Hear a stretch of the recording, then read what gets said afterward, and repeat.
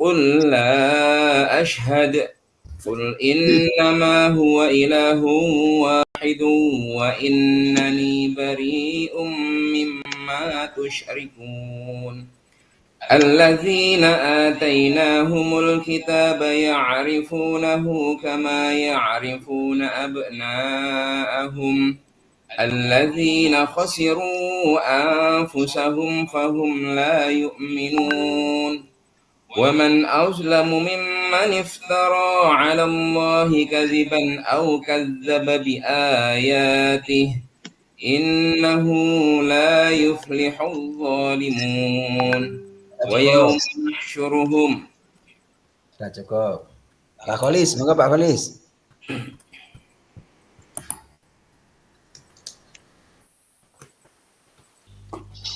Lanjut Pak Kholis, lanjutannya. Ya Pak. A'udzu billahi minasyaitonir rajim. Wa yawma nahsyuruhum jami'an thumma naqulu lil ladzina asyraku ayna syurakaukum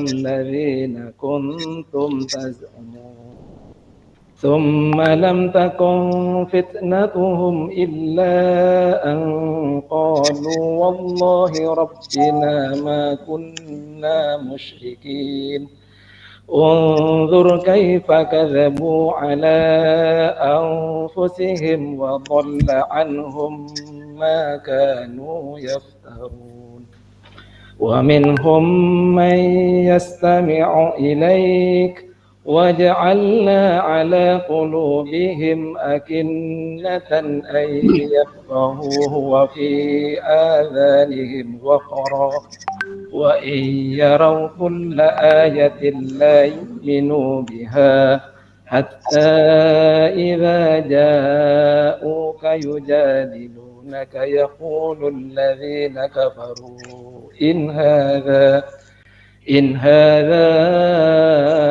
إلا أساطير الأولين.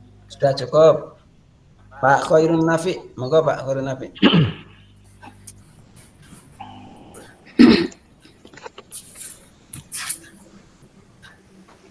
Ngapunten Prof, niku wau surat An'am nggih Pak. Al-An'am. Oh, belum ketemu. Nggih sekedap niki tangin napa? Madosine tadi. Oke wes. Setuju Pak. Ganti Pak Arifin. Itu surat Al-An'am ayat berapa itu sampai tadi Pak Kholis? 26 Bapak. 25. 25, Prof. Surat 6. Ya. Maka Pak Arifin.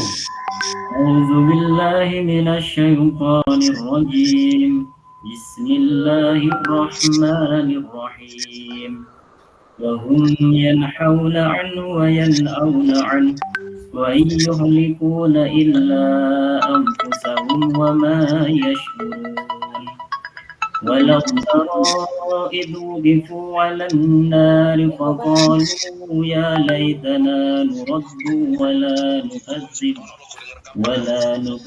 بآيات ربنا ونكون من المؤمنين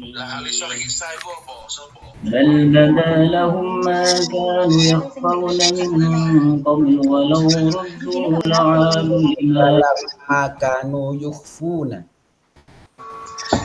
بل بدا لهم ما كانوا يخفون من قبل ولو ردوا لعادوا عنه وإنهم لكاذبون وقالوا إن هي إلا حياتنا الدنيا وما نحن بمبعوثين ولو ترى إذ وقفوا على ربهم قال أليس هذا بالحق قالوا بلى وربنا قال فذوقوا العذاب بما كنتم تكفرون. Sudah ganti Bu Kholisoh.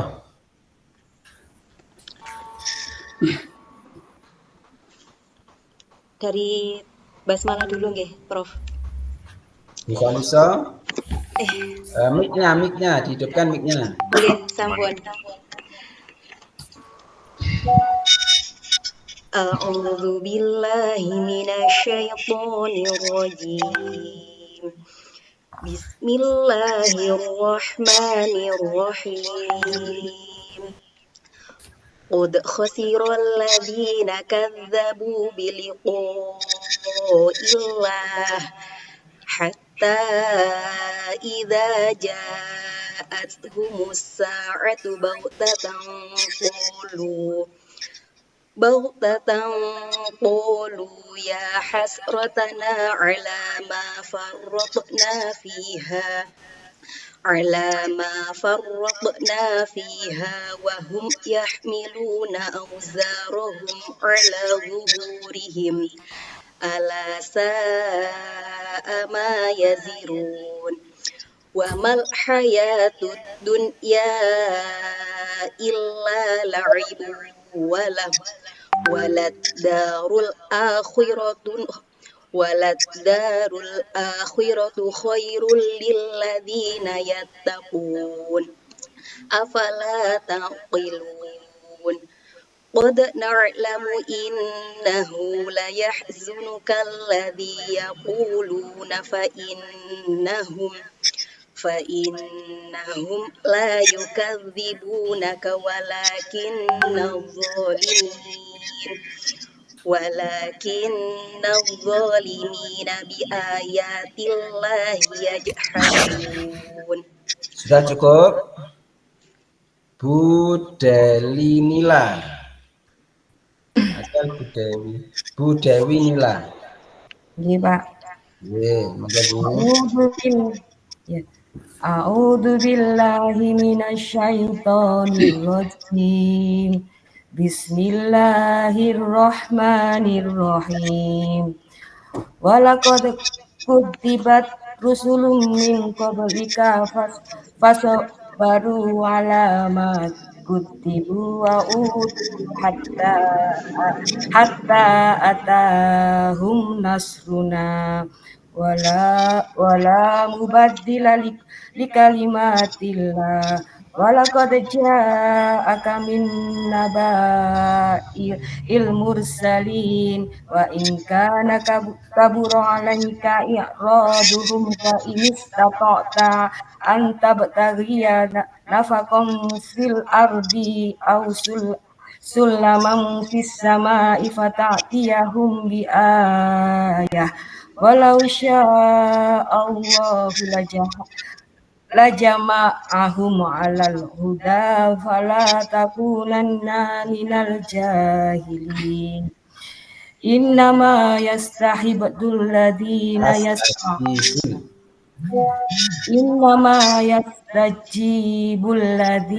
yasma'un wal mauta yab'atsuhumullahu summa ilaihi yurja'un. Sudah cukup. Bu Nur Khafifah. A'udzu billahi minasyaitonir rajim. Bismillahirrahmanirrahim. Wa qalu laula nuzzila alaihi ayatun mir rabbih. Qul innallaha qadirun ala an yunazzila ayatan walakinna aktsarahum la ya'lamun. Wa ma min dabbatin fil ardi wala ta'irin yatiru bi janahihi illa umamun amsalukum ma farratna fil kitabi min syai'in thumma ila rabbihim yuhsyarun. والذين كذبوا بآياتنا صم بكم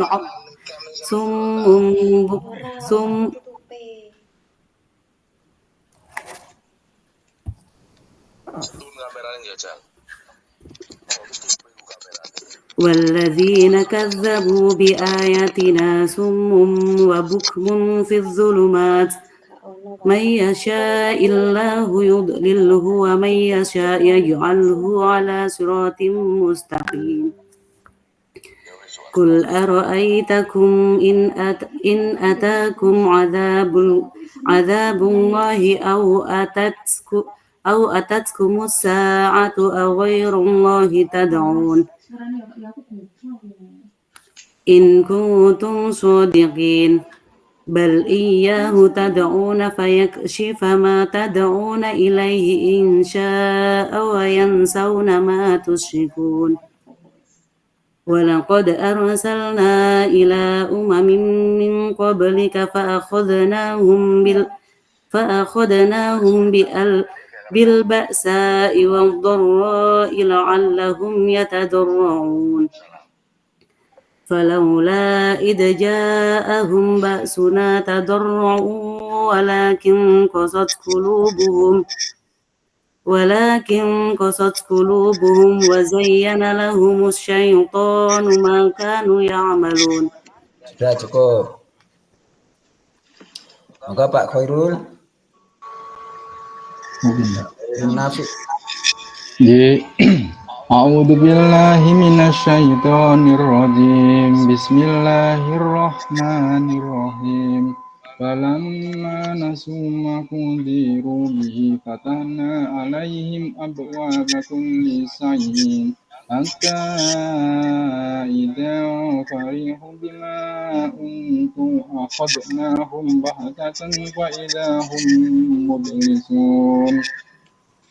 فَتُوفِيهَا دَابِرُ قَوْمِ الَّذِينَ ظَلَمُوا وَالْحَمْدُ لِلَّهِ رَبِّ الْعَالَمِينَ قُلْ أَرَأَيْتُمْ إِنْ أَخَذَ اللَّهُ سَمْعَكُمْ وَأَبْصَارَكُمْ وَأَحَاطَ عَلَى قُلُوبِكُمْ مَنْ إِلَٰهٌ غَيْرُ اللَّهِ يَأْتِيكُمْ بِهِ انظُرْ كَيْفَ نُصِرْفُ آيَاتِي ثُمَّ هُمْ يَنسِخُونَ قُلْ أَرَأَيْتَكُمْ إِنْ أَتَاكُمْ عَذَابُ اللَّهِ بَغْتَةً أَوْ جَهْرَةً هَلْ يُهْلَكُ إِلَّا الْقَوْمُ الظَّالِمُونَ وَمَا أُرْسِلُ الْمُرْسَلِينَ إِلَّا مُبَشِّرِينَ وَمُنذِرِينَ وَمَا آمَنَ وَأَصْلَحَ فَلَا خَوْفٌ عَلَيْهِمْ وَلَا هُمْ يَحْزَنُونَ وَالَّذِينَ كَذَّبُوا بِآيَاتِنَا يَمَسُّهُمْ عَذَابٌ بِمَا كُنتُمْ تَفْسُقُونَ قُل لَّا أَقُولُ لَكُمْ عِندِي خَزَائِنُ اللَّهِ وَلَا أَعْلَمُ الْغَيْبَ وَلَا أَقُولُ لَكُمْ إِنِّي مَلَكٌ إِنْ أَتَّبِعُ إِلَّا مَا يُوحَىٰ إِلَيَّ قُلْ هَلْ يَسْتَوِي الْأَعْمَى وَالْبَصِيرُ أَفَلَا تَتَفَكَّرُونَ. Cukup, Pak Khairul. Cukup ya. Sadaqallahul Bapak Ibu saya tunjukkan baca Qurannya. Coba suaranya Pak Khairul. Baca Qurannya saya nilai mulai angka 60 sampai 100 ya. 60 sampai 100. Kalau nilainya minim berarti punya kewajiban untuk memperbaiki baca Qurannya ya. Mulai Pak Hasan nilainya 85. Pak Kholis 90.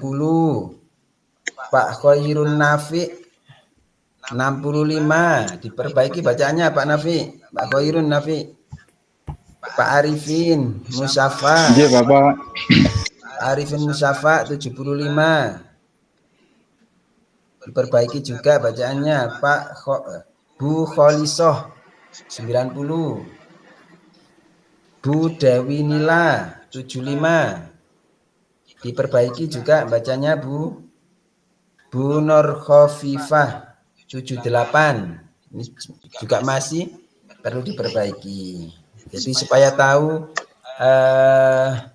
bacaannya masing-masing ya Bapak Ibu ya. Kalau perlu itu gini, ini kalau memperbaiki bacaan itu nggak bisa memang. Wah saya tak di kamar sendiri tak melancarkan baca, tak perbaiki, tapi sendirian. Nah, itu nggak ada yang betul kan nanti. Ya, maka harus ada orang yang dianggap bacaannya bagus, menyimak.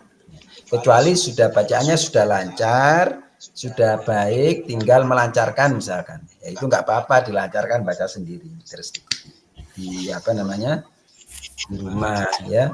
Karena kita ini kan ngajari anak-anak ya, kita ngajari anak-anak butuh contoh. Jadi jangan sampai bacaan kita keliru. Kalau bacaan kita keliru ditiru, yang niru juga keliru. Nah, itu akhirnya keliru terus menerus. Baik Bapak Ibu, kita beralih ke materi berikutnya. Bapak Ibu bisa buka PTK-nya? PTK.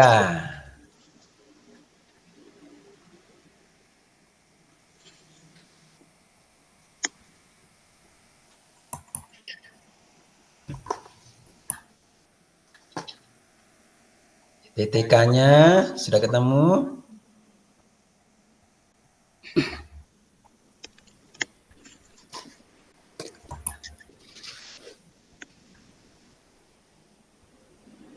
Sudah ketemu? Baik, kalau sudah ketemu, saya ingin cerita dari Bapak Ibu. Ya, PTK itu penelitian tindakan kelas itu kan dimulai ada masalah ya Bapak Ibu ya. Ada masalah di kelas. Kira-kira masalahnya Bapak Ibu di kelas itu apa? Sebutkan. Ada masalah apa? Ada masalah pembelajaran apa di kelas? Sehingga disebut jadi masalah. Nah, kemudian butuh solusi kan? Nah, solusinya diselesaikan melalui PTK. PTK itu. Nah, di kelas ini ada masalah apa kira-kira dalam pembelajaran. Dari masalah itu kemudian Bapak Ibu membuat judul apa, sebutkan. Judulnya apa?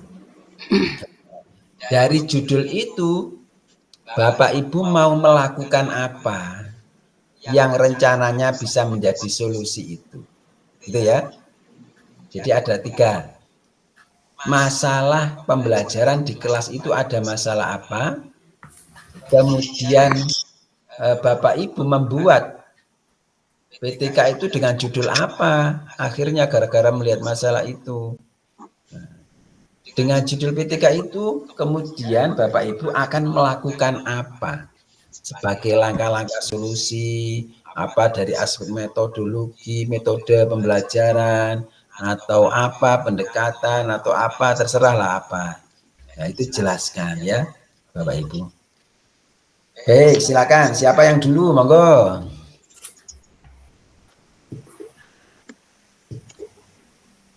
Enggak urut tidak apa-apa. Saya dulu Ustaz. Monggo bahasan. Saya ini mau cerita juga Ustaz ya. Ya. Jadi kebetulan tahun ini saya baru pindah dari SD Islam ke SD Negeri. Kemudian saya mendapati kemampuan anak-anak karena SD Islam sebelumnya itu kan habitnya sudah terbentuk. Bahkan target standar kelulusannya itu SKL-nya minimal hafal juz amma dan lancar membaca Al-Quran. Kemudian saya tidak bermaksud membandingkan, hanya mungkin merasa shock saja ya. Lihat anak didik saya membaca Qurannya kurang, hafalannya juga kurang. Akhirnya saya tertarik untuk menerapkan. Jadi ini saya ambil judul upaya meningkatkan kemampuan peserta didik dalam menghafal juz amma melalui metode bil qalam. Sebenarnya saya tidak begitu kenal dengan metode bil qalam, Ustaz. Hanya di sekolah yang lama itu karena memang ada guru yang alumni PIK. Dulu saya sambati, kemudian memberikan solusi penerapan metode bil qalam itu. Akhirnya sekarang ini saya bermaksud untuk mengadopsi dan mengadaptasi. Jadi saya terapkan di sekolah saya yang baru ini. Begitu Ustaz. tertarikan saya itu karena penerapannya itu ada pakemnya. Jadi metodenya itu ada iramanya. Nah, menurut saya itu bisa menarik para siswa untuk menghafal bersama-sama dengan panduan guru dengan irama yang tertentu tadi itu. Jadi masalahnya, latar belakangnya masalahnya adalah rendahnya kemampuan hafalan. Sudah cukup bahasan, sudah cukup. Yes. Terima kasih. Oh, yang lain. Siapa? Silakan. Saya tunjuk aja deh. Pak Kholis, silakan Pak Kholis. Oke, Ustaz. Oke.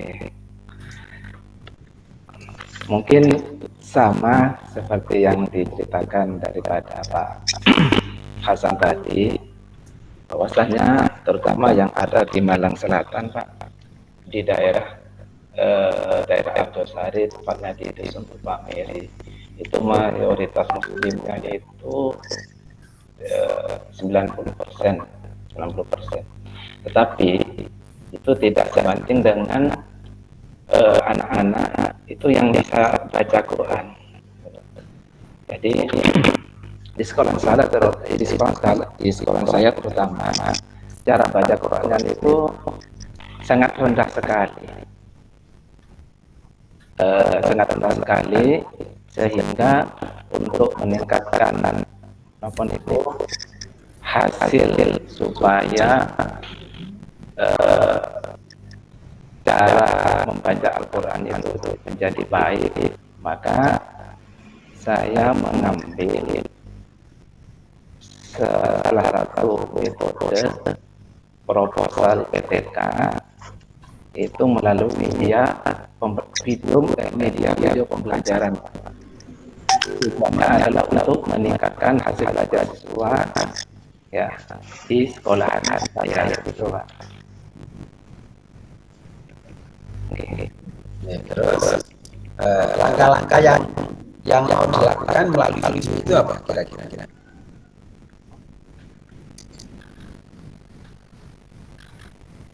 Dengan video itu mau bagaimana? Dengan video itu diharapkan nanti anak-anak itu bisa bagus lah cara bacanya gitu loh. Ya, bisa gitu ya. Sekarang Pak siapa atau Ibu nggak apa-apa? Bu Dewi Nila. Ya. Terima kasih. Dalam proposal PTK saya itu, saya mengambil judul yaitu peningkatan hasil belajar dengan materi mengenal Allah, yaitu dengan nama-nama Allah Al-Hafiz, Al-Wali, Al-Alim, dan Al-Khobir. Karena dalam pembelajaran materi di bab 2 ini saya merasa bahwa anak-anak itu dalam hasil belajar itu sangat kurang sekali. Dan langkah-langkah yang saya terapkan kepada siswa agar mereka mempunyai hasil belajar yang sesuai dengan tujuan saya, yaitu dengan menerapkan pembelajaran diferensiasi, lalu dengan memberikan atau menerapkan pembelajaran kelompok dengan metode problem solving. Dengan metode problem solving ini, saya menerapkan atau menyampaikan kepada mereka tentang perilaku yang tidak menunjukkan sifat-sifat Allah tersebut. Karena menurut saya itu adalah masalah atau problem yang perlu mereka atau murid selesaikan dengan dengan konsep-konsep yang sudah saya berikan kepada mereka. Karena nilai-nilai yang tidak menunjukkan sifat-sifat yang sesuai dengan nama-nama Allah, sifat-sifat seperti apa, sehingga mereka memahami bahwa perilaku seperti ini tidak mengakibatkan perilaku mereka itu tidak baik seperti itu. Lalu dengan belajar. Oke, David. kemudian Nur Khofa, silakan Nur Khofa. Ini saya mengambil strategi pembelajaran yang mana yang ini nanya sama dengan nilai ya. Saya mengambil materi pelajaran ya bahasa siswa khususnya di kelas 4 ini yang secara saat ini saya menjadi juga masalahnya saya ambil anak-anak itu sebenarnya sudah mengenal karena tiap pagi pembimbingan anak-anak itu adalah membaca semua dan juga anak-anak itu hafal semua dan permasalahan dengan sisi anak-anak mungkin bisa menerapkan pelajaran yang dari asma sendiri. Maka di sini saya mengambil asal pembelajaran indeks kakak ini kepada siswa agar anak-anak lebih bisa menarik, lebih bisa dalam pembelajaran dan lebih bisa memahami dalam pembelajaran dalam hal penjelasan dan dari asal itu. Kemudian Prof. Nggih, baik Prof. Pangapunten Prof, sebelumnya saya menggunakan 2 Zoom karena kamera saya yang satu tidak bisa, tapi dibuat ngerekam, ngaten nggih. Untuk PTK saya ini salah satu yang menjadi dasar untuk penelitian saya ini salah satunya adalah materi fikih, Prof. Materi fikih ini kan beberapa diantaranya adalah praktik sholat. Nah, saya di sini mengambil materi sholat gerhana. Sholat gerhana itu kan tidak sering dilakukan ya Prof. Artinya hanya dilakukan pada saat terjadi gerhana saja begitu. Nah, ketika sholat gerhana itu hanya dicontohkan saja atau hanya dijelaskan saja, ini biasanya anak-anak itu tidak paham artinya masih bagaimana sih begitu. Nah, maka di sini saya mengambil penelitian tindakan kelasnya dengan judul peningkatan keterampilan kolaborasi. Kenapa kolaborasi? Karena saya mengambil isu yang sedang berkembang saat ini yang berhubungan dengan kurikulum merdeka. Nanti di sini mereka akan berkolaborasi untuk memecahkan masalah untuk mempraktikkan bagaimana tata cara sholat gerhana yang benar itu. Dan hasil belajar kognitif siswa kelas 8 SMP Modern Arifai Malang melalui model pembelajaran problem based learning.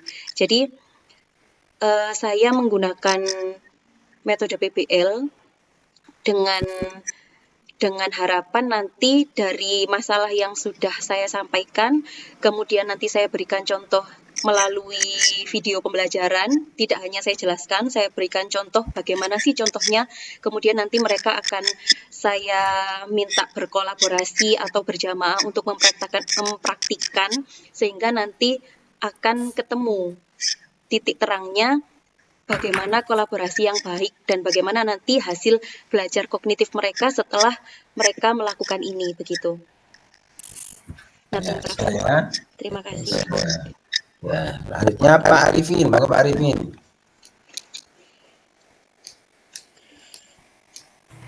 Oke, Prof. Terima kasih, Prof. Untuk PTK saya mungkin tidak jauh beda dengan Bu Dewi Nila sama Bu Nur Khifah, yaitu kelas 4 dengan judul PTK untuk peningkatan motivasi hasil belajar siswa. Kenapa saya memilih judul itu? Karena beberapa yang saya alami di kelas ini banyak siswa yang kurang semangat dalam mengikuti pembelajaran di kelas seperti itu. Terus indikasi yang lain juga nilai yang didapat oleh peserta didik juga banyak di bawah nilai yang diharapkan seperti itu. Mungkin salah satu dari masalah-masalah itu diantaranya adalah model pembelajaran dan motivasi pembelajaran ke anak-anak yang kurang tepat, sehingga nanti dalam PTK yang saya lakukan itu bisa ada peningkatan di anak-anak baik dalam segi pembelajaran bisa aktif dan efektif, juga dalam segi nilai yang diinginkan melalui kegiatan pembelajaran bisa tercapai oleh peserta didik seperti itu, Prof. Sehingga judulnya peningkatan motivasi dan hasil belajar peserta didik pada materi Asmaul Husna, Teladan Mulia Asmaul Husna, Prof. Ya.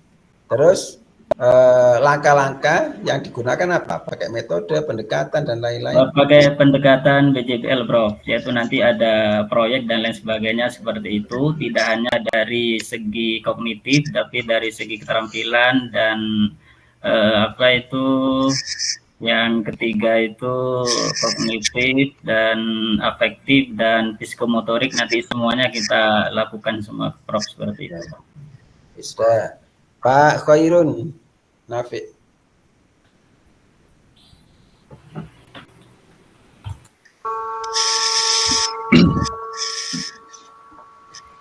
Jadi Prof, ketika saya mengambil itu tentang zikir, tentang sholat dan zikir, Prof. Permasalahannya rendahnya pemahaman siswa mengenai tata cara sholat dan zikir dengan benar. Kurangnya konsisten siswa terhadap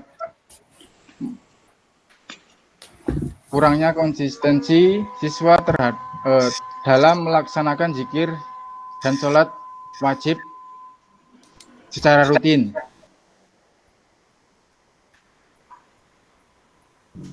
Ketidakpahaman siswa tentang manfaat spiritual sholat dan zikir. Terus gimana caranya? Metode yang digunakan apa? Metode, pendekatan atau apa dalam membuat siswa paham, mengerti, itu gimana caranya? Dengan metode apa?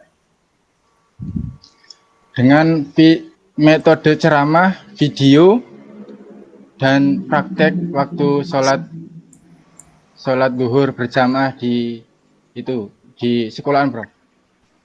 Sehingga judulnya yang muncul apa? Judulnya yang muncul.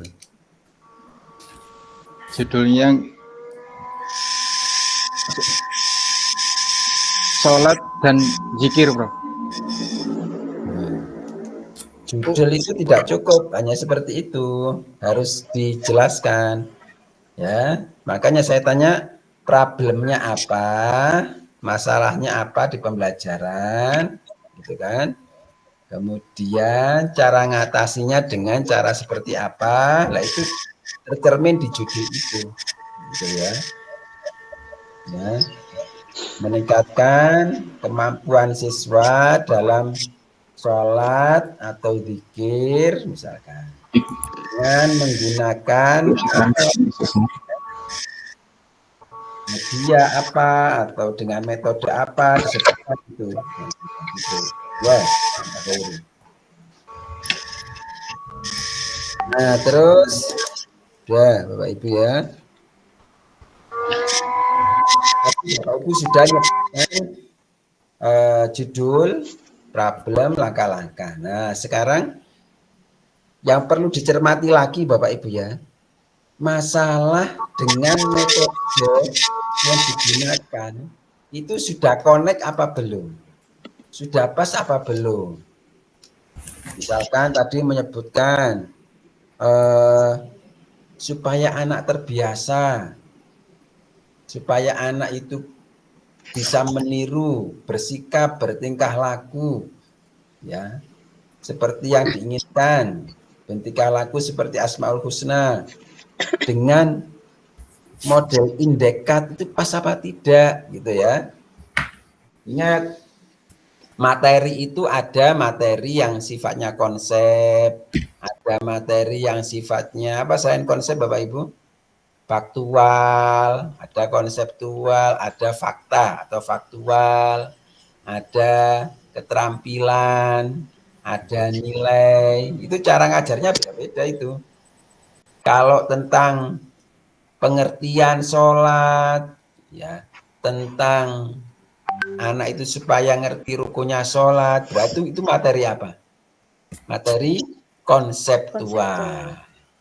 Gitu kan? Cara ngajarnya beda. Tapi kalau anak itu supaya bisa sholat tata cara sholat, berarti itu materi terkait keterampilan, gitu kan? Nah, cara ngajarnya tidak bisa dijelaskan saja, nggak bisa. Ya, wong keterampilan. Belajar nyupir mobil cuma dijelaskan saja, nggak pernah praktek, ya sampai kapanpun nggak bisa nyupir mobil, gitu. Seperti itu. Nah, itu dicermati apa namanya? Apa problemnya dan pendekatannya. Nah, sekarang kita beralih ke teori, Bapak Ibu, teori apa namanya? Teori belajar. Nah, kira-kira metodenya Bapak Ibu yang digunakan dalam PTK itu sesuai dengan teori belajar apa? Masih ingat teori belajar Bapak Ibu ya? Apa teori belajar itu? Seperti apa? Seperti humanistik, behavioristik, ada konstruktivistik, ya, nativistik. Nah, Bapak Ibu ingat nggak itu kira-kira? Coba sambil diingat-ingat. Kira-kira tadi PTK-nya itu sesuai dalam melakukan tindakan dalam menyelesaikan masalah menggunakan ini, ada yang PBL, ada yang indekat, ada yang diferensiasi, PBL, dan seterusnya. Itu menurut Bapak Ibu, itu sesuai dengan teori belajar apa? Nah, saya sesuai dengan teori ini karena begini, misalkan begitu ya. Nah, coba tinggal satu ini, silakan dijawab. Tinggal satu ini. Silakan, siapa dulu? Punya saya. Iya, Hasan. Punya saya itu sepertinya cocoknya dengan teori behaviorisme, Ustaz. Jadi ada stimulus respon. Stimulus respon. Jadi karena nanti kan itu dengan berkembangnya nanti dengan teori humanistik menjadi guru sebagai sentral figurnya. Karena di metode Bill Kolam ini anak-anak kan kita kasih contoh, kita drill, kemudian anak-anak menirukan, dan itu sebenarnya nggak cukup kalau hanya siklus 1, siklus 2 atau di PTK saja. Makanya pelaksanaannya memang kami jadikan sebagai program pembiasaan. Jadi alhamdulillahnya ada kegiatan sholat duha, kemudian kami tambahi dengan murojaah. Sedangkan kalau nanti yang di PTK itu yang kami praktekkan di kelas.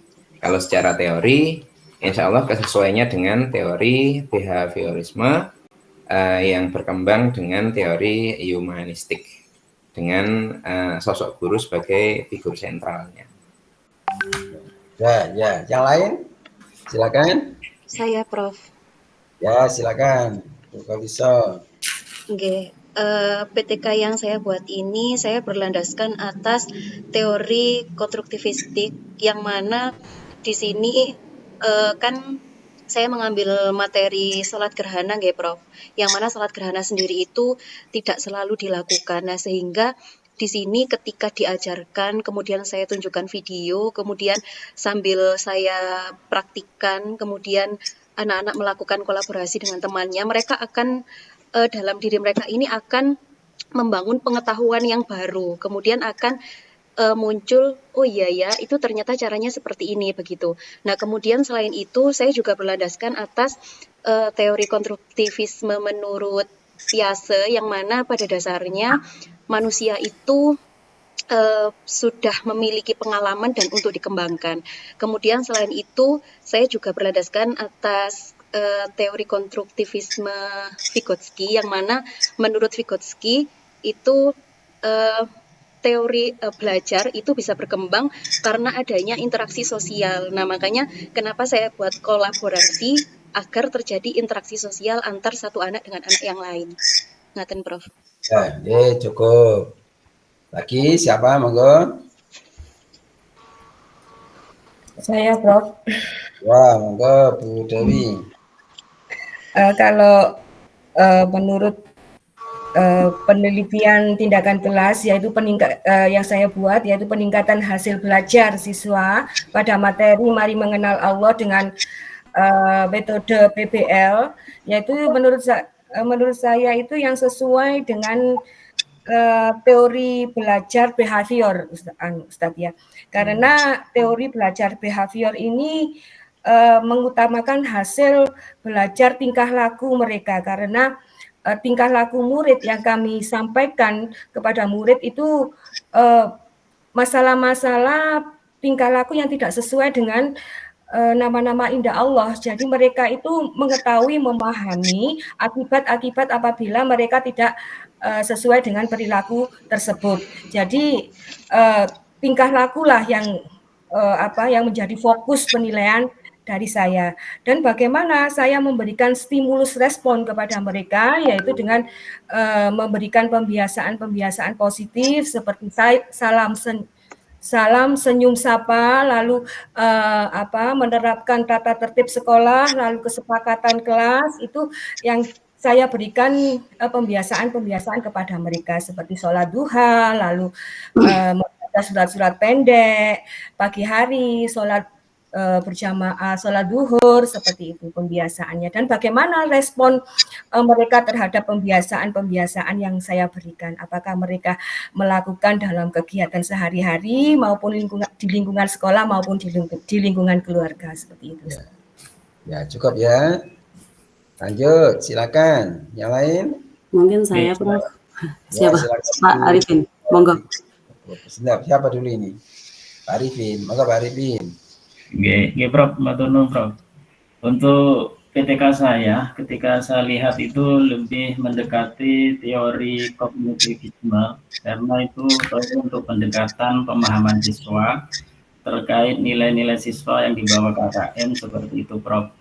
Terus yang kedua, behavioristik itu terkait dengan perilaku siswa untuk mengalami perubahan sesuai dengan materi yang disampaikan, yaitu Asmaul Husna, seperti itu, sehingga ada konektivitas antara apa yang dipahami dengan apa yang dilakukan di kehidupan sehari-hari, Prof, seperti itu.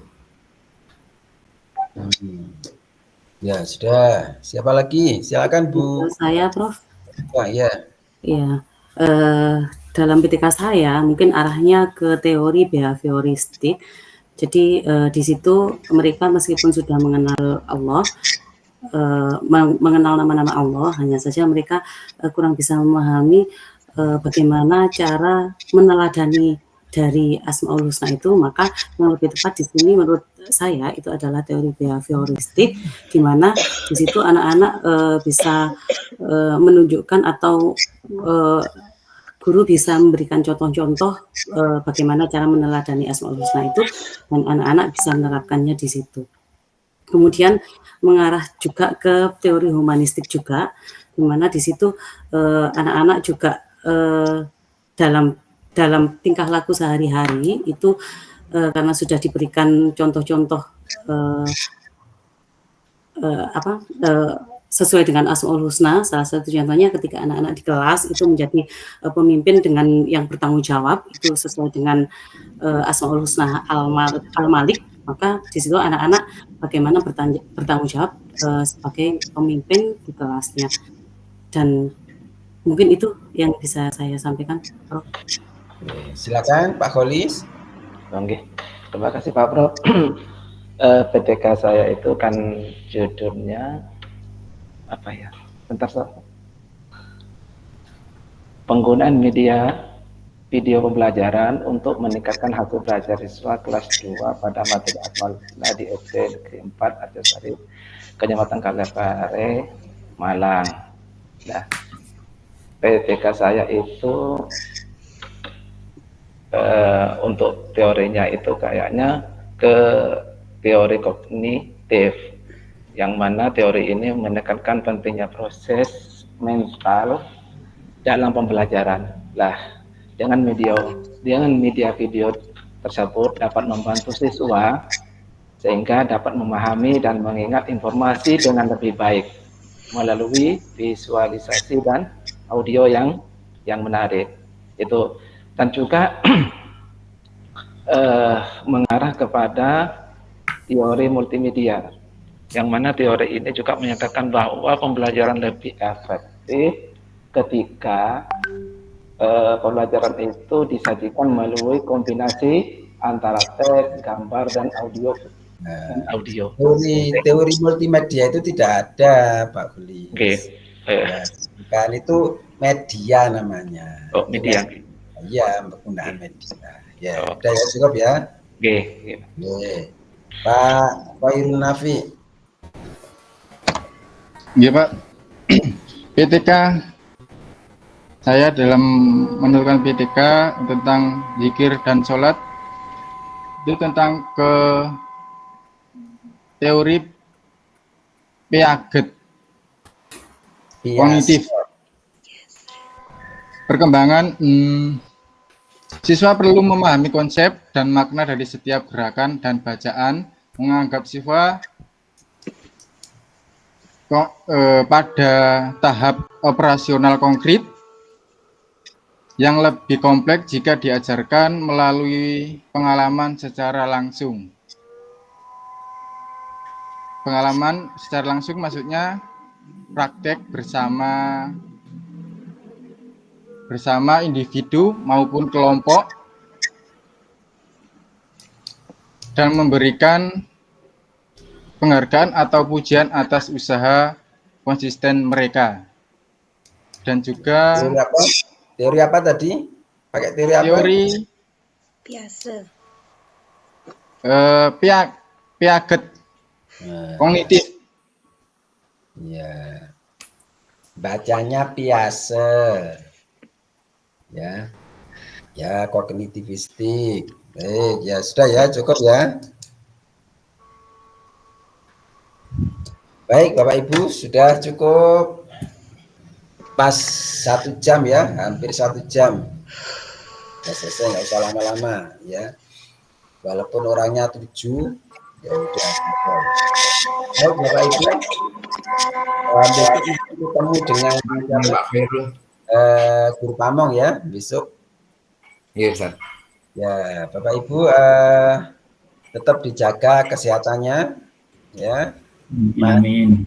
Agak panjang sedikit, habis ini PPL, habis PPL kemudian UKIN. Ya, PPL paling 1 bulan, habis itu UKIN, terus UP. Habis itu pengumuman. Nah, pengumuman kelulusan. Habis pengumuman kelulusan terus wisuda. Wah, enak kan? Amin. Mohon doanya, Prof. Mohon doanya, Prof. Habis wisuda pencairan. Amin. Yang penting jaga ya. Amin. Ya, dan tetap semangat dan belajar terus ini, jangan sampai tidak lulus ini. Jangan sampai tidak lulus, sudah belajar terus sudah. Terima kasih Pak Kholis, Pak Hasan ya. Sampai ketemu lagi Pak Arifin. Bu Siva, Pak Khairul, Bu Kholiso. Nggih, Prof. Nggih, Prof. Pangestunipun, Prof. Pangapunten. Pangapunten, Prof.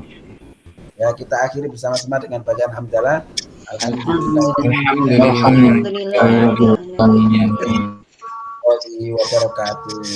Waalaikumsalam warahmatullahi wabarakatuh. Matur Malam saya juga kerja masih ada tugas PPG. Alhamdulillah diberikan. Dewi sudah siap ya? Siap. Bu Dewi. Nah, pertanyaan pertama. Tidak usah grogi Bapak Ibu ya, santai aja. Kulo grogi, Bu. santai saja. Bertek, Bu. Enggak bertanya juga. Nggih. Kita sama-sama guru, kita belajar bersama.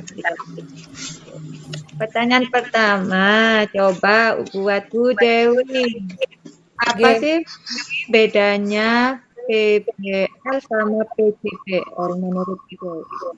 Ya, terima kasih Ibu. Kalau menurut saya, PBL itu adalah pembelajaran based learning dan PJBL adalah pembelajaran project based learning. Perbedaan antara PBL dan PJBL itu adalah kalau PBL itu kita menyampaikan ke murid-murid yaitu permasalahan yang ada yang ada di lingkungan mereka atau lingkungan masyarakat, lingkungan keluarga maupun yang permasalahan-permasalahan yang ada di lingkungan sekolah. Lalu untuk PJBL yaitu PJBL pembelajaran project based learning itu adalah pembelajaran yang kita berikan kepada murid, tetapi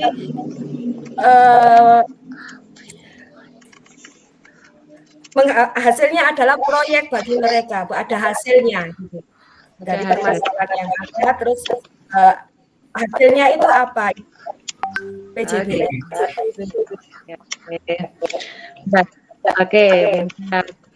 Ya, kan di modul ajar itu ada asesmen ya. Nah, ada asesmen awal, kemudian formatif, sumatif. Nah, menurut Ibu itu asesmen awal itu apa? Asesmen awal yaitu penilaian pada awal pembelajaran, Bu. Bagaimana mereka menguasai atau memahami apa yang akan kita ajarkan. Itu adalah asesmen awal. Lalu untuk asesmen formatif itu penilaian pada akhir pembelajaran materi. Sedangkan untuk asesmen sumatif adalah penilaian pada akhir semester. Seperti itu. Oke, mantap Bu Dewi. Oke, yang terakhir Bu Dewi ya. Tentang P5. Oke, sudah siap ya? P5 gitu. P5 itu yang dinilai kira-kira apanya Bu Dewi? Kalau menurut saya itu P5 proyek penguatan profil pelajar Pancasila, di samping penilaiannya itu adalah hasil apa yang hasil dari P5 proyeknya itu apa, tetapi yang lebih utama adalah penilaian di karakter mereka. Karakter itu sesuai dengan 6 dimensi Pancasila yang terdiri dari beriman, bertakwa kepada Tuhan Yang Maha Esa, serta berakhlak mulia, lalu berkebinekaan global, mandiri, gotong royong, bernalar kritis, dan kreatif. Karena mereka murid-murid itu setelah pembelajaran P5 karakternya apakah sudah sesuai dengan dimensi Pancasila tersebut. Apabila karakter mereka sesuai dengan 6 dimensi profil pelajar Pancasila, apa produk mereka yang bisa menjadi unggulan dalam pembelajaran atau dalam lembaga sekolah tersebut. Seperti itu, Ibu. Oke. Oke, cukup untuk Bu Dewi. Nambah? Mau ditambah lagi Bu Dewi? Sudah, Ibu. Masya Allah. Oke. Sekarang coba. Oke, terima kasih ya Bu Dewi sudah menjawab soal dan baik, insyaallah. Terima kasih Bu Hasna. Sama. Bapak Hasan. Nah, kayaknya yang paling semangat ini Pak Hasan ya. Senyum-senyum. Bukan Bu, absennya nomor 1 yang ya. Oke, untuk Pak Hasan. Kan tadi sudah disebutkan tentang perbedaan PBL sama PJBL gitu nggih. Saya pengen Pak Hasan itu memberikan tugas anak-anak contohnya apa yang sesuai dengan model PJBL? Contohnya apa? Tugas atau LK-nya, kira-kira apa? Materi yang sekarang. Ya. Untuk PJBL Ibu, karena berbasis proyek, maka produknya itu bukan hanya menyelesaikan masalah, tetapi berupa produk yang bisa dilihat, yang bisa di-create, yang bisa didiskusikan, kemudian bisa diinterpretasikan. Misalnya kalau di RPP saya, di modul ajar saya itu, anak-anak tugasnya adalah berdiskusi, membuat ada lembar kerjanya masing-masing, kemudian mereka menggolongkan, mencari produk-produk, melakukan inquiry riset, melakukan penelitian kecil secara berkelompok. Ada 4 kelompok, kalau saya kategorikan 2 kelompok untuk tentang tajwid, kemudian 2 kelompok yang kandungan ayat, yaitu tentang produk-produk yang haram dan mungkin yang halal juga. Dengan kalau halal kan ada sertifikasi halalnya, sedangkan yang potensi haram itu yang anak-anak harus melihat kandungannya. Kemudian kalau yang di pasar tradisional, misalnya masih adakah produk yang berasal dari darah yang diharamkan Allah, dalam surat Al-Baqarah ayat 173 yang diajarkan itu di tema keberagaman dan hukum halal haram. Kemudian mereka menggambarkannya, mencari. Itu kan karena bentuknya bentuknya PR. Jadi mereka nanti menggambarkan bersama, kemudian menganalisa, kemudian menuliskannya, baru mempresentasikannya ke depan kelas. Jadi produknya artikel saja. Kemudian kalau yang lain, karena anak-anak masih usia SD, tugas dari saya itu mencari video tentang produk-produk yang kemungkinan haram. Jadi bukan mereka membuat video. Jadi kalau saya sih mungkin belajar bersama, mencari tautan video yang menjelaskan hal-hal yang diharamkan oleh Allah. Itu seperti itu. Jadi basisnya kalau PJBL itu lebih kepada proyek atau produk yang bisa dilihat dan bisa dipresentasikan. Seperti itu, Ibu. Oke, terima kasih. Selanjutnya Pak ya, dalam modul ajar itu kan terdiri dari beberapa komponen, nggih Pak ya? Nggih. Banyak sekali kan komponennya dibandingkan dengan RPP. Coba sebutkan 3 saja Pak, secara urut dari atas sampai nomor 3. Kira-kira ada komponen apa saja di situ?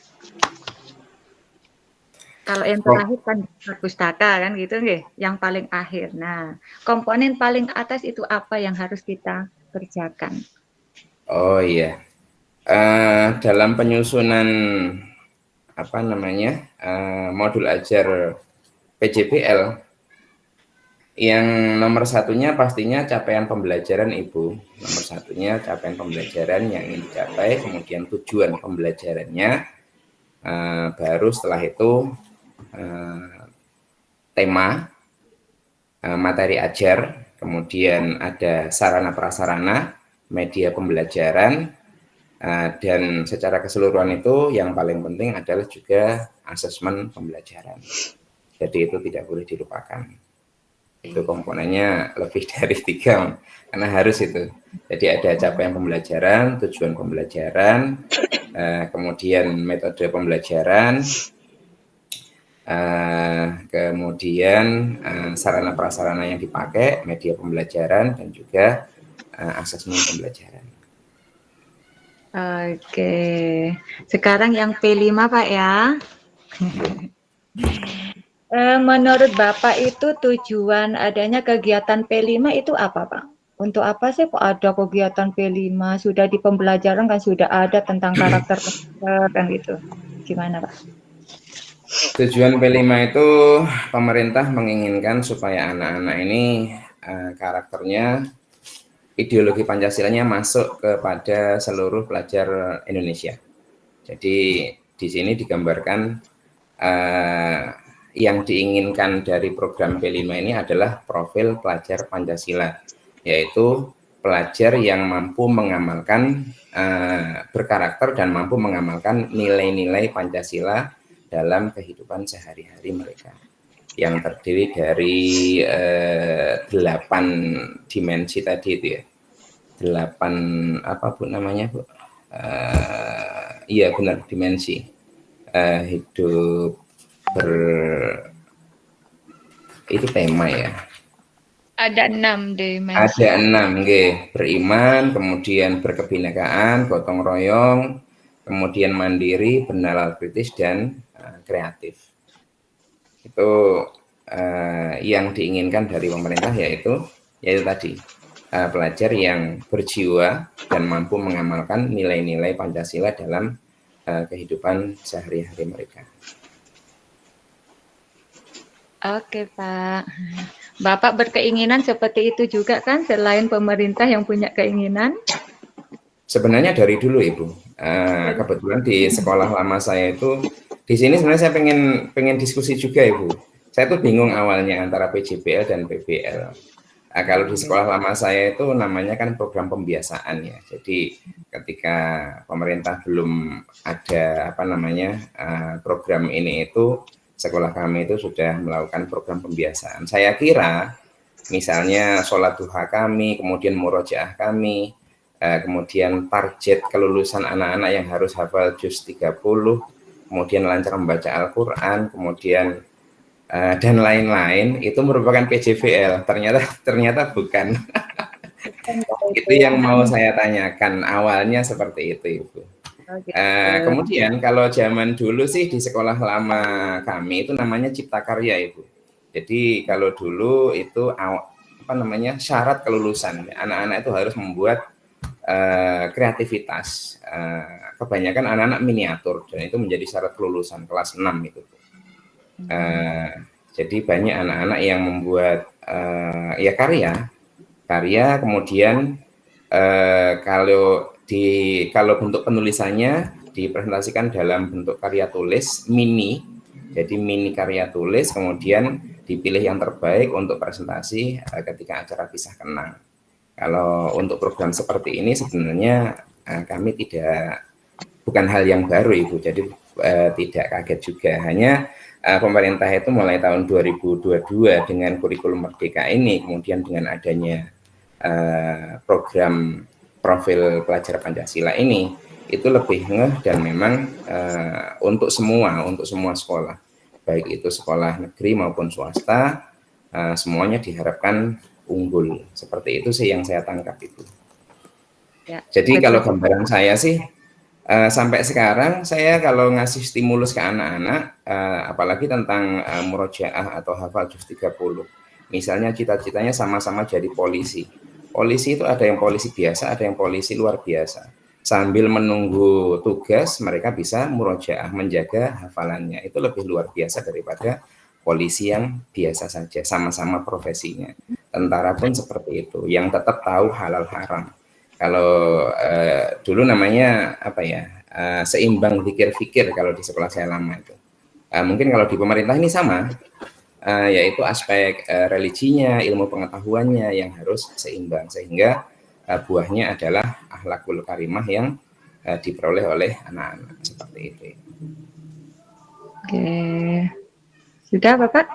Sampun. Nanti kalau saya teruskan 3 SKS nih Bu. Oke, sudah baik jawabannya. Terima kasih banyak Bapak ya. Bu. Saya alihkan lagi ke Bu Nur. Sudah siap Bu Nur? Insya Allah Ibu. Harus siap ya Bu Nur ya. Jawabannya kan panjang tadi Hasan sama Bu Dewi Nila. Nggak usah begitu. Nggak, insya Allah bisa. Nggak usah panjang lebar, boleh juga. Saya terima. Oke, yang pertama buat Bu Nur, apa bedanya asesmen formatif dengan sumatif menurut Ibu Nur? Baik Ibu, mungkin asesmen formatif dan sumatif ya. Kalau dulu mungkin ada ulangan harian, sekarang mungkin istilahnya diganti dengan asesmen formatif. Jadi asesmen formatif itu kita ngambil dari ulangan harian anak-anak. Kemudian kalau sumatif itu dari nilai akhir semesternya. Seperti itu Ibu. Gitu. Kalau umpamanya gini, Bunda ingat sama wali murid saya, Bu. Bu Nur, seperti Bunda juga seperti tugas yang ada di kelas selama pembelajaran itu termasuk sumatif atau formatif? Ya, itu termasuk asesmen formatif Ibu, masuk pada penilaian harian. Oke. Nah, berarti kalau formatif itu dilakukan ketika proses pembelajaran berlangsung, ya Bu Nur ya? Itu biasanya dilakukan setelah di akhir pembelajaran. Oh, minggu depan sumatif ya, anak-anak. Berarti itu bukan tugas yang dilakukan ketika pembelajaran berlangsung. Ya benar ya. Oke, sudah. Oke. Coba sekarang saya minta Bu Nur praktek mengajar di bagian pendahuluan. Gimana Ibu? Agak putus-putus. Ya, praktek mengajar di bagian pendahuluan saja. Baik. Ya Allah. Ini ngajar lagi nih kayak berteaching kemarin. Pendahuluan saja, enggak usah sampai penutup kegiatan, intinya tidak usah, cukup pendahuluan saja. Baik, Assalamualaikum warahmatullahi wabarakatuh. Waalaikumsalam warahmatullahi wabarakatuh. Apa kabar hari ini anak-anak? Sehat semua? Alhamdulillah baik. Luar biasa ya. Allah, semoga kita senantiasa diberikan kesehatan sehingga tetap semangat untuk melaksanakan pembelajaran, mendapatkan ilmu yang bermanfaat dan dijadikan anak-anak yang soleh-soleha. Amin amin ya rabbal alamin. Baik anak-anak, pada pagi hari ini kita akan belajar materi Asmaul Husna, mengenal nama-nama Allah yang baik. Namun sebelum itu, mari kita awali kegiatan pembelajaran ini dengan membaca doa terlebih dahulu. Silakan untuk Ananda Hasan As'ari bisa dipimpin untuk doanya. Ini ketua. Memori Ibu. Baik, terima kasih anak-anak. Semoga harapan kita dikabulkan oleh Allah Subhanahu wa taala. Anak-anak, sebelum pembelajaran, mari kita awali supaya lebih semangat pembelajaran kita pada pagi hari ini. Mari kita bergerak-gerak terlebih dahulu. Kita tepuk semangat terlebih dahulu ya. Baik,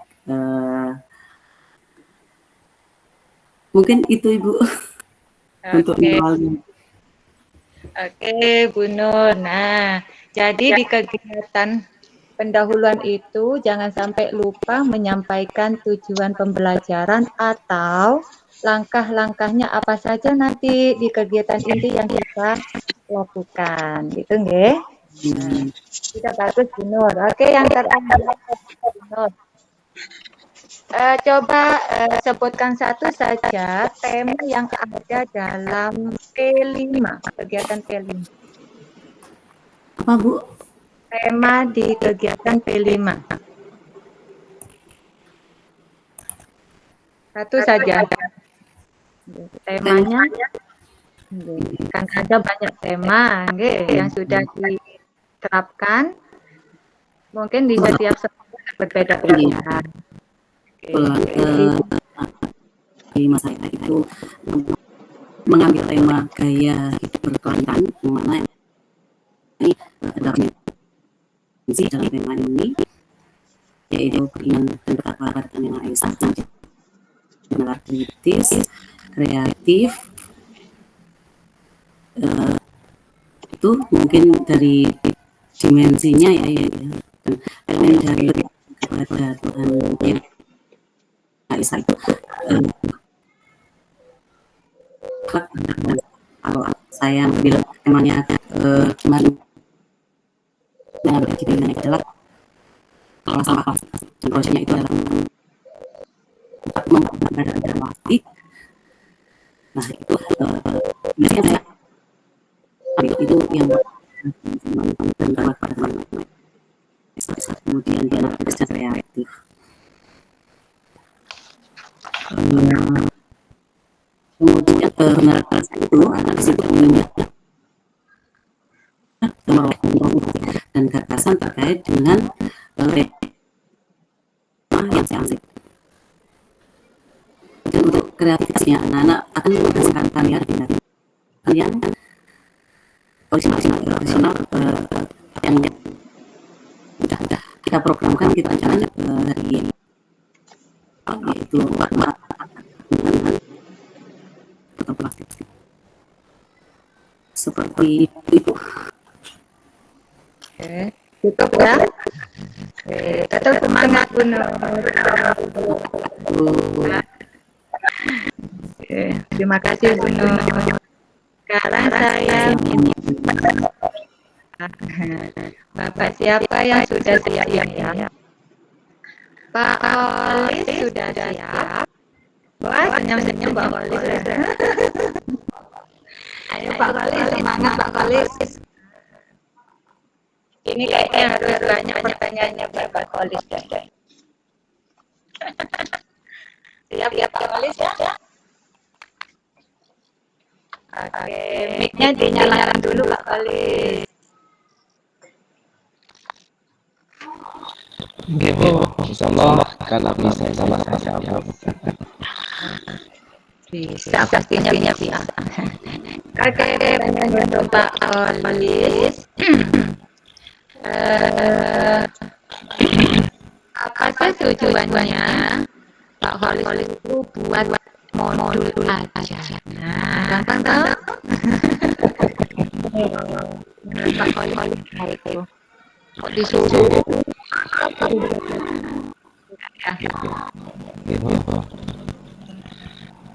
Sebenarnya kalau jawaban saya yang itu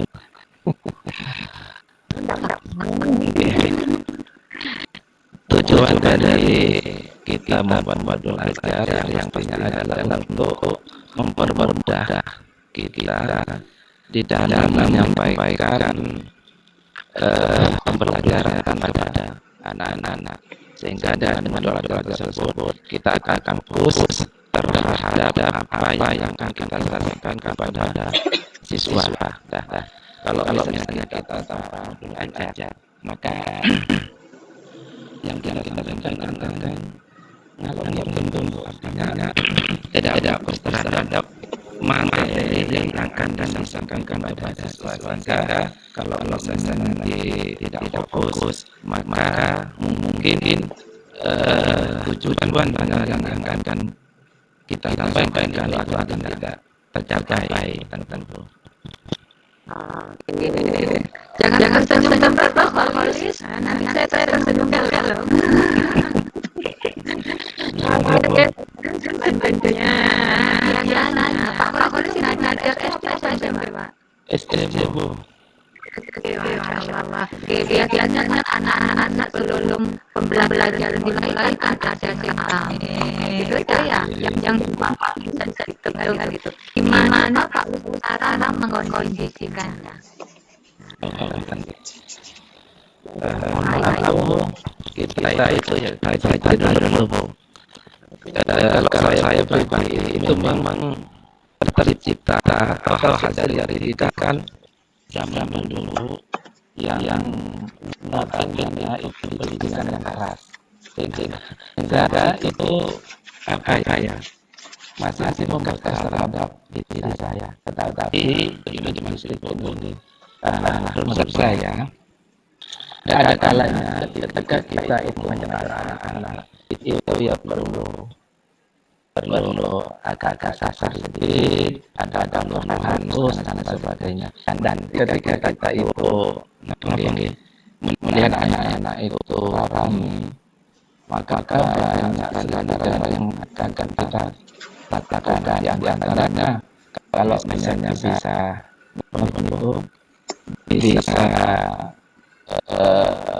halus, maka kita lakukan dengan cara halus, dan di antaranya adalah misalnya dengan nyanyi-nyanyi atau membuat pertanyaan, atau kalau misalnya kita beri sanksi dengan pertanyaan atau kita suruh berdoa joget lah, misalnya seperti itu, Bu. Tapi kalau misalnya itu tidak bisa untuk kita kendalikan, jadi terpaksa ya agak kasar sedikit lah. Itu kalau saya, bukan berarti kasar itu untuk menjitai, tapi untuk mendidik, seperti itu. Oke. Tidak apa-apa, boleh-boleh saja, tapi jangan sampai apa ya, mungkin dengan ucapan gitu ya. Anak-anak kalau disentak itu ada yang takut, ada malah yang biasa gitu, biasa gitu kan. Dan kata lain agak kasarnya bukan memukul, menyakiti fisik itu boleh. Nah, masih bisa pakai apa ya? Sekarang banyak ice breaking yang bermacam-macam, yang menyenangkan. Insya Allah anak yang rami bisa anteng. Nah, ice breaking itu tidak hanya dilakukan ketika pendahuluan saja. Nanti ketika di tengah-tengah kegiatan inti lah, kok rame lagi anak-anak, ajak gerak lagi, Pak, itu ya. Seperti itu, Bu, ya. Itu ya. Kan ada guru juga, anaknya disuruh gerak tapi gurunya diam saja, cuma mengucapkan kan gitu. Kita termasuk yang dicontoh, jadi harus ikut gerak. Kalau tepuk-tepuk masa diam saja kita kan ya. Iya, Bu. Tapi kalau misalnya dengan cara yang agak kasar sedikit kan tidak apa-apa kan, Bu. Kan saya lihat seperti ini, Bu. Saya lihat seperti ini. Ini diskusi bukan walaupun Bu. Misalnya gini, Bu, kalau sekarang itu kan kita tahulah keadaan siswa kita seperti itu, semakin kita itu kok semakin lama kan seperti itu, Bu. Artinya didikan itu tidak sinkron antara yang di sekolah dengan yang di rumah tangga gitu. Sehingga anak itu ya kayaknya kita itu ketika memberikan didikan kepada anak itu putus di tengah jalan. Ketika sampai di rumah itu artinya tidak sinkron antara yang di sekolah dengan di rumah. Sehingga ketika nyampe ke sekolahan lagi, itu anak-anak itu lupa dengan pelajaran yang sebelumnya gitu. Seperti itu. Oke. Mungkin ini solusi yang terbaik mungkin ya. Bisa dipanggil orang tuanya kalau anak ini umpamanya bermasalah di sekolah kan ya. Kalau di sekolah didikannya seperti ini biasanya kan ada pertemuan wali murid kan gitu ya, ketika di awal tahun. Nah, program sekolah harus gini. Nanti saya minta tolong bagi Bapak Ibu di rumah harus seperti ini juga didikannya. Intinya kerjasama di situ. Oke, Bu. Seperti itu. Seringlah ada pertemuan wali murid juga, terutama bagi yang bermasalah gitu. Semoga di sekolahan Bapak Ibu semuanya tidak ada yang bermasalah, terutama sikapnya. Nah, insya Allah, kita upayakan. Sampun, Bu, cukup. Sebagai guru agama ini khawatir juga terhadap sikapnya anak-anak. Kan pasti nanti disangka, ya apa sih guru agamanya ini, anak ini kok kayak ya seperti itu, Bu. Yang ngajar bukan cuma guru agama, semuanya yang baik. Tetapi dampaknya itu memang ke guru agama, Bu. Ya benar, sama Pak. Mengalami seperti itu. Jadi yang ketika tentang sikap yang kurang baik, guru agamanya yang kena, Masya Allah. Wes surga buat guru agama, Pak ya. Amin. Amin ya Allah, amin. Pertanyaannya terakhir, Pak. Nah, P5 itu ini paling gampang Pak ya. Nah, P5 itu kegiatannya itu kan berhari-hari. Apakah itu juga ada rapotnya seperti pelajaran yang lain? Seharusnya ada juga sih Bu. Seharusnya ada. Di sekolah Seharusnya ada. Kalau mohon maaf Bu, kalau di sekolah saya itu memang belum mengenal. Saya mengenal P5, PPRA, modul ajar itu ya ketika PPG ini Bu. Saya itu. Oh, Oke. gitu. Oke Bu. Melaksanakan di sekolah. Ketika kita itu Monef, Monef PAI, itu sebelumnya itu kan pengawas, itu kan nge-share perangkat pembelajaran, itu isinya bukan kurmer Bu, tetapi RPP, silabus, nah seperti itu. Sehingga kami itu juga tidak tahunya modul, ajar, TP, dan sebagainya, dan itulah semuanya itu ya ketika PPG ini, sehingga kami itu enggak, ya memang belum paham apa itu P5, ya cuman dengar aja gitu lah. Untuk pelaksananya seperti apa, contohnya seperti apa, kita tuh belum mengerti. Belum mengerti, jadi berarti ada semacam pelatihan ya Pak ya? Enggak Bu, memang belum ada Bu untuk wilayah Kalipare Bu. Nanti bilang aja sama pengawasnya, Pak saya pengen sekolah kami itu maju, diadakan pelatihan seperti yang lain gitu Pak ya, masukan buat pengawas itu penting juga. Di awal tahun kemarin juga nge-share perangkat pembelajaran yang harus kita pakai. Nah ternyata itu kan ada filenya itu ada 2 Bu. Ada 13. Nah yang kurmernya itu enggak bisa dibuka Bu. Itu bukan berarti kan memang gimana itu tidak diberikan itu perangkat yang berupa kurmer gitu Bu.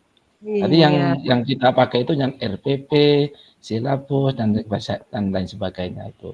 Jadi ya mohon maaf kalau saya memang belum paham masalah itu. Sehingga kami itu tadi ya ketawa aja. Nopo saya nggak mau jawab kalau misalnya jenengan tanya masalah modul ajar, PJBL, PBL, P5 gitu loh Bu. Berarti ada hikmahnya Pak Holis. Enggak Bu. Oke, jadi tahu modul ajar. Masya Allah luar biasa ini ya, ilmunya berarti cepat gitu kan? Manfaat ya Bu. Oke, amin. Manfaat semuanya bagi Bapak Ibu. Oke, mungkin itu saja Pak Holis ya. Terima kasih Bu atas pertanyaannya. Dan mohon maaf atas jawaban saya. Tidak apa-apa, sudah bagus kok. Daripada tidak jawab gitu nggak? Oke, terima kasih Pak Holis sudah semangat. Bu, sami-sami. Saya lanjut sama Bu Halimah ya. Sudah siap? Khalisah Bu. Sudah menunggu kayaknya ya. Nggih. Bu ya. Ingatnya Bu Halimah. Nggih, Bu Halimah kemarin. Nggih. Bu, mohon maaf izin Bu ke belakang dulu nggih Bu. Nggih, monggo Pak, enggak apa-apa. Buat Bu Halisa, Kholisa. Ah, bahasa Arabnya Kholisa. Apa artinya Bu? Khalisah Bu. Kalau sanjanya, ya. Kalau sanjanya orang tua saya dulu itu yang artinya murni, bukan yang ikhlas. Tak tahu Bu, itu orang tua saya. Oh, dari kata kholas, ikhlasan. Nah, bisa jadi ikhlas ya. Bisa juga. Semoga selalu ikhlas. Amin, makasih. Oke, pertanyaan yang pertama langsung saja. Saya pengen Bu Khalisa itu ikhlas mempraktekkan mengajar bagian penutup saja. Bagian penutup ya, Bu nggih. Setelah langsung tutup poin ke penutup nggih, Bu nggih. Penutup. Baik anak-anak, alhamdulillahirabbil alamin. Pembelajaran hari ini sudah selesai. Nah, sebelum pembelajaran hari ini saya akhiri, kita review sedikit materi yang sudah kita bahas sebelumnya. Nah, tadi sudah kita bahas tentang apa? Ya, beriman kepada kitab Allah. Oke, kemudian ada berapa kitab yang wajib kita imani? Ya, ada 4. Taurat, ya, terus Injil, Zabur, dan Al-Quran. Oke. Nah, itu ya anak-anak pembelajaran yang sudah kita pelajari hari ini. Kemudian untuk materi yang akan kita bahas pertemuan minggu depan, anak-anak nanti silakan dipelajari, silakan dibaca materi berikutnya, yakni materi tentang sholat sunnah berjamaah. Nah, itu akan kita bahas pada pertemuan berikutnya, begitu ya. Nah, baik anak-anak, cukup untuk hari ini. Jangan lupa nanti tugasnya silakan dikerjakan. Apa yang sudah kita pelajari hari ini semoga bermanfaat baik untuk kita sendiri maupun untuk orang lain. Mari kita membaca hamdalah bersama-sama. Alhamdulillahirabbil alamin. Cukup sekian dari saya. Semoga bermanfaat. Atlubu minkum arfan. Assalamualaikum warahmatullahi wabarakatuh. Waalaikumsalam, Masya Allah, luar biasa. Oke. Nah, untuk penutup, jangan lupa masukkan saja, nggih. Nggih, Bu. Boleh dilakukan, boleh tidak. Kalau baik, monggo dilakukan. Refleksi itu juga penting. Nggih. Anak-anak, gimana pembelajaran hari ini, anak-anak? Seru apa enggak? Senang apa enggak? Kan gitu ya. Sebatas itu saja. Nah, anak-anak Nggih, kan Bu. sudah ramai jawabnya. Kemudian yang sangat penting lagi itu pesan moral. Nah, pesan moral itu tidak hanya sesuai dengan temanya, enggak apa-apa. Mengingatkan tentang kebaikan-kebaikan kepada anak-anak. Gitu saja. Itu harus disampaikan sebenarnya, nggih. Jangan lupa. Insya Allah itu baik buat anak-anak, juga buat Bapak Ibu guru yang ngajar PAI. Pokoknya ngajar pelajaran agama gitu, nggih. Nah, selanjutnya Bu Khalisoh. Nah, jadi mencucu terus ini ya, Khalisoh ini. Oke. Untuk asesmen formatif itu berpatokan pada soal-soal yang ada di buku cetak atau kita bebas buat sendiri? Asesmen formatif nggih, Bu, nggih? Ya, formatif saja. Nggih. Sepemahaman saya dan yang sudah sedikit saya pelajari, asesmen formatif itu tidak harus berpatokan pada buku, tidak harus berpaku pada buku. Jadi asesmen formatif itu kan penilaian yang dilakukan secara berkelanjutan selama proses pembelajaran, nggih, Bu, nggih.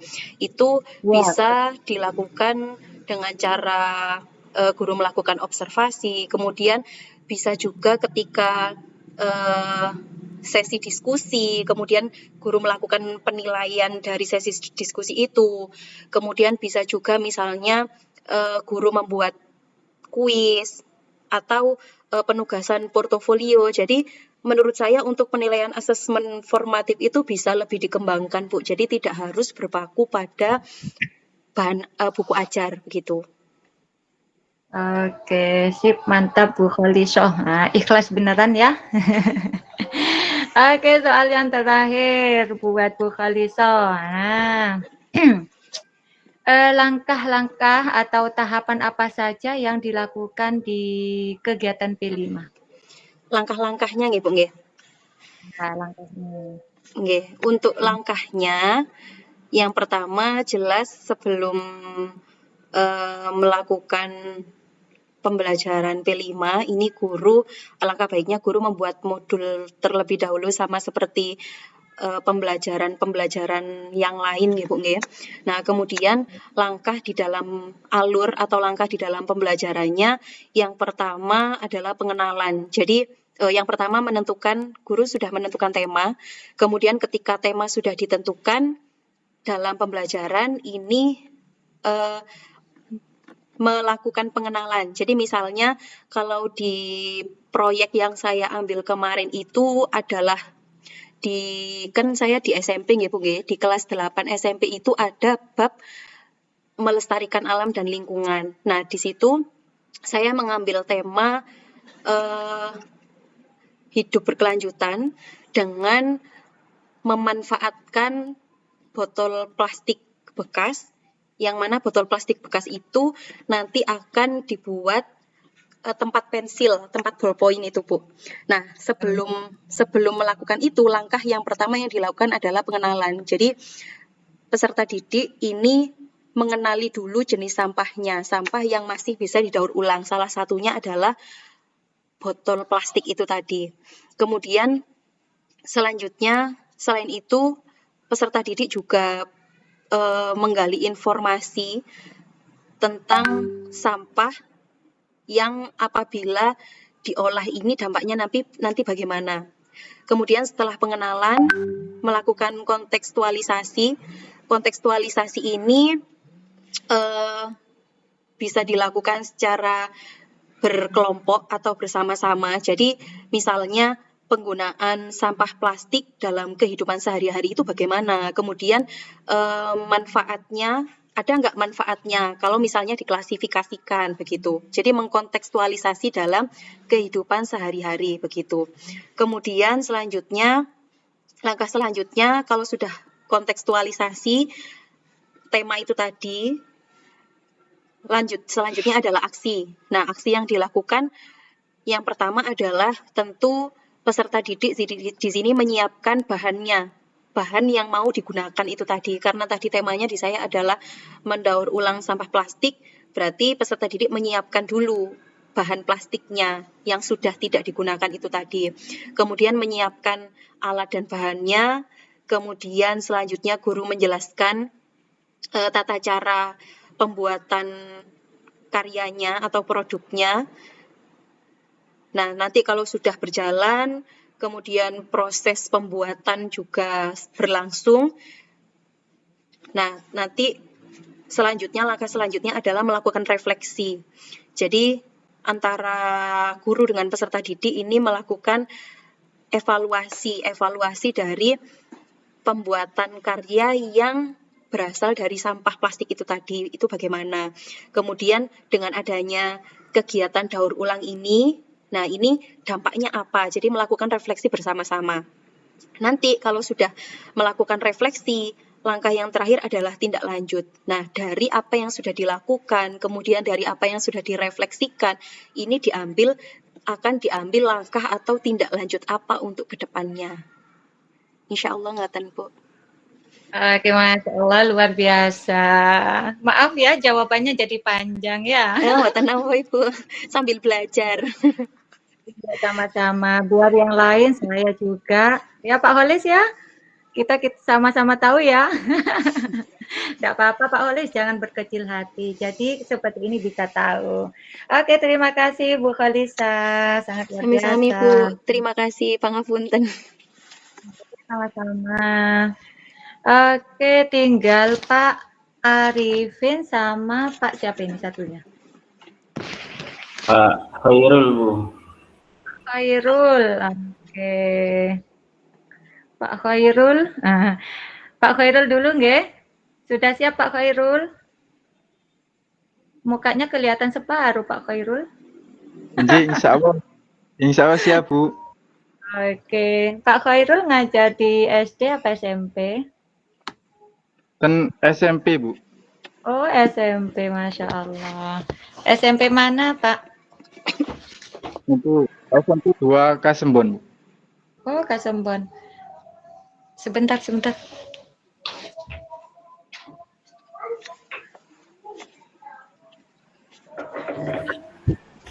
Sponsor Pak Khairul. Ada sponsor. Anak saya gedor-gedor pintu. Saya kunci soalnya biar nggak mengganggu. Oke, pertanyaan yang pertama buat Pak Khairul. Kayaknya ini pantasnya pertanyaannya praktek mengajar saja di bagian pendahuluan. Coba Pak Khairul. kalau ada ice breaking ya pakai ice breaking juga. Nggih, Bu. Itu yang pendahuluan, Bu, nggih. Ya, pendahuluan saja.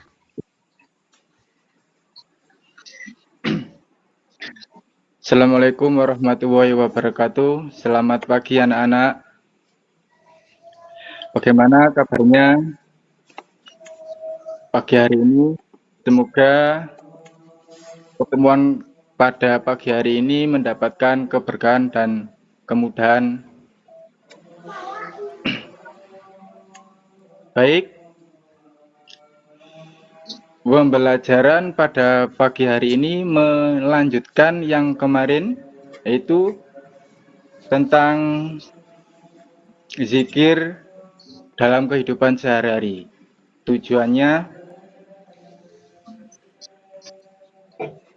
Tujuan pembelajaran peserta didik dapat memahami pentingnya sholat dan zikir dalam kehidupan sehari-hari.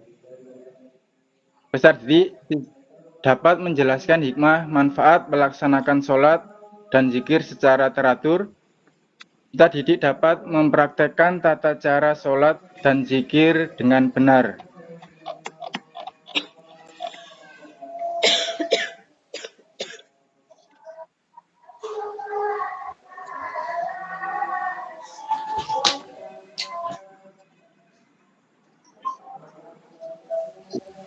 Sekian pembelajaran pada pagi hari ini. Kurang lebihnya saya mohon keberkahannya. Udah cukup, Pak? Nggih, Bu. Oke, luar biasa. Oke, pertanyaan yang selanjutnya apa ya? Nah, ketika kurikulum K13 itu ya, K13 itu untuk ujian akhir atau sumatif biasanya itu kan ditentukan pakai bentuk soal pilihan ganda, kemudian isian singkat dan esai gitu kan ya, biasanya ditentukan seperti itu. Nah, kalau sekarang Kurmer itu boleh enggak bentuknya berbeda dengan K13?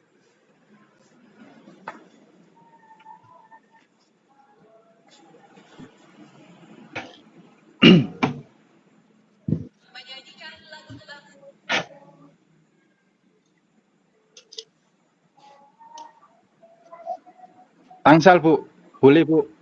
Oh, boleh, nggih. Karena kita juga dibebaskan nggih untuk buat soal yang bermacam-macam. Nggih. Kadang kan kalau isian anak-anak bingung, kita sekarang banyak model pembuatan soal yang sekiranya kita lihat anak-anak, oh anak-anakku kayak gini karakternya, aku mau buat soal yang lebih mudah saja, boleh-boleh saja. Tapi diingat juga ada soal yang bentuknya kayak menalar itu harus ada juga. Bukan yang gampang-gampang semuanya gitu ya. Ada yang gampang, tengah-tengah, ada yang sulit juga gitu nggih. Biar anak-anak itu tidak merasakan oh enak lek soal kayak gini terus gitu. Nggih. Seperti itu Pak ya. Oke, berarti kita bebas memilih bentuk soal seperti apapun, yang penting itu menyenangkan, membuat gampang anak-anak gitu. Oke. Oke, yang terakhir. Sebentar, Pak. Kakak, Mama masih Zoom, bentar lagi. Bentar lagi. Ya, bentar lagi, kurang 1 Dok. Oke, anak pintar ya. Maaf. Bentar lagi. Oke. Yang punten Pak ya. Jadi ada ikut lagi nih. Pengennya ikut itu si kecil. Oke, sekarang yang terakhir P5 saja, nggih. Sudah jam. Oh, belum sayang, udah dulu ditutup nggih. Bu Hasna pangapunten, izin sebentar nggih, anak saya bangun minta minum. Sekedap. Monggo Bun. Masya Allah Bunda lagi. Oke, menurut Pak siapa tadi, Pak Khairul? Hampir mau bilang Pak Khalid ya. Pak Khairul, di rapor P5 itu bentuknya angka atau gimana Pak? Bentuk rapornya itu? Apakah harus angka atau cuma sebatas deskripsi atau gimana? Yang Bapak lakukan selama ini yang diketahui? Bentar, deh.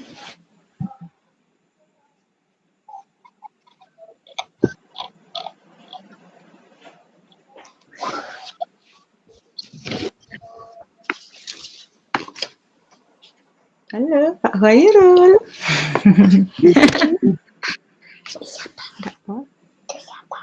Ini Bapak Ibu. Iya, kayak mama Bapak Ibu. Berbentuk angka, Bu. Berbentuk angka? Apakah itu harus berbentuk angka? Mak, mau tulis. Ya. Tulis di sini ya. Boleh? Oke, Pak Khairul, untuk rapor P5 yang saya tahu itu apa ya? Itu berbentuk seperti BP gitu kan ya, deskripsi gitu aja, bukan bentuk angka seperti pelajaran biasanya. Oke, bukan bentuk angka. Benar Pak Khairul? J niki tadi. J. Gimana Pak Khairul? Benar ya? J, laras Bu. Dan Jawaban BP. kula niku pintu. Jawaban kula sing Ada BM, BB itu kan keterangannya belum berkembang kan gitu nggih. Ada MB gitu kan dan sebagainya, masih banyak itu ya. Kalau MB itu belum berkembang kayaknya seperti itu nggih. Yang saya tahu seperti itu. Oke, bukan angka nggih Pak. Oke. Ya mungkin itu saja Pak Khairul. Terima kasih banyak nggih, sudah luar biasa bisa menjawab malam ini. Ngapunten Bu. Jawaban Oke, kula terbatas. Ngapunten. Enggak apa-apa, Pak. Oke, yang terakhir Pak Arifin pasti sangat semangat. Pak Arifin ya, semangat ya. Insya Allah, Bu. Oh, insya Allah.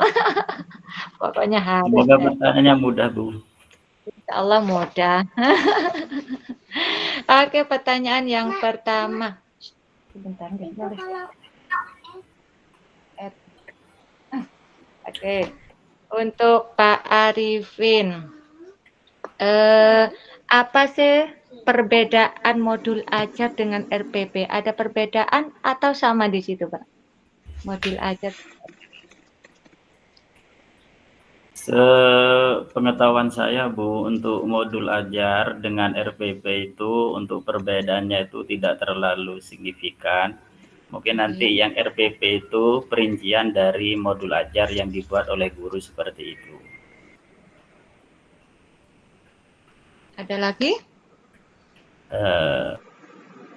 Udah selesai. Bisa saya sampaikan terkait modul ajar. Modul ajar itu adalah secara global. Di situ termuat dari awal, dari tujuan pembelajaran dan lain sebagainya. Terus kalau RPP itu lebih terperinci nanti pada proses pembelajaran di kelas seperti itu. Oke, saya luruskan ya Pak ya. Monggo. Apa ya, modul ajar itu sama RPP itu serupa gitu nggih. Sama-sama apa ya, rencana pembelajaran di kelas yang dilaksanakan di kelas. Tapi modul ajar itu terdapat komponen yang lebih lengkap dibandingkan dengan RPP. Mungkin lagi terperinci lagi gitu Pak ya. Nah, itu bedanya antara modul ajar sama RPP. Oke. Selanjutnya bentar dulu, ini sama Pak Arifin, Bos. Oke, selanjutnya Pak Arifin. Apa ya? Tujuan adanya asesmen awal menurut Pak Arifin apa itu? Kan pasti ada tujuannya ya, adanya. Oke, Bu. Halo. Ini asesmen awal, tujuannya itu apa? tujuan asesmen awal untuk mengetahui kemampuan siswa, Bu, sebelum kita melakukan kegiatan pembelajaran dan atau materi yang akan disampaikan kepada siswa. Oke, mantap Pak. Saya kasih soal lagi Pak ya, masih bisa ya? Insya Allah, Bu. Insya Allah, oke.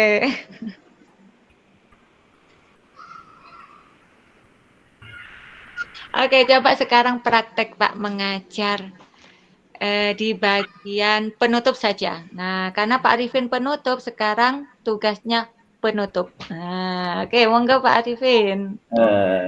Terima kasih anak-anak. Kita tadi sudah saya sampaikan materi, alhamdulillah. Untuk yang terakhir, sebelum materi ini kita tutup, dan saya ucapkan terima kasih atas kesemangatan anak-anak untuk mengikuti kegiatan pembelajaran pada hari ini, dan saya ucapkan banyak-banyak terima kasih atas kerjasamanya. Mungkin sebelum materi ini kita tutup, mungkin ada sedikit yang anak-anak perlu disampaikan terkait materi yang saya sampaikan tadi. Ya, alhamdulillah, seumpama sudah paham semua, alhamdulillah. Maka marilah materi pada kegiatan pembelajaran pada hari ini kita tutup dengan pembacaan alhamdulillah bersama-sama. Bismillahirrahmanirrahim. Alhamdulillahirrahmanirrahim. Dari saya, Assalamualaikum warahmatullahi wabarakatuh. Waalaikumsalam warahmatullahi wabarakatuh. Oke, pertanyaan yang terakhir Pak. Nah, tentang P5. Oke, siapa ya? Insya Allah, Bu.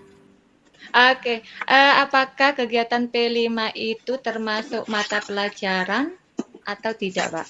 Oh, gampang tak? Kalau P5 itu masih ada hubungannya dengan materi, Bu. Materi di sekolah seperti itu, tapi itu pengembangan dari materi yang disampaikan di sekolah, yang mana nanti itu akan mencakup dari beberapa aspek yang akan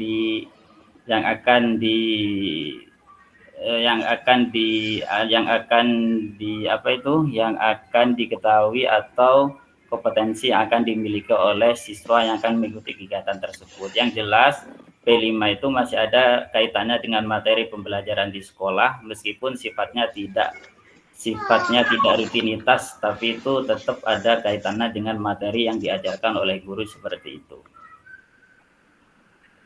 Oke Pak Arifin, Masya Allah luar biasa jawabannya. Terima kasih banyak ya Pak Arifin, tetap semangat. Oke, apa mau ditambah lagi Pak Arifin? Ditutup mawon, Bu.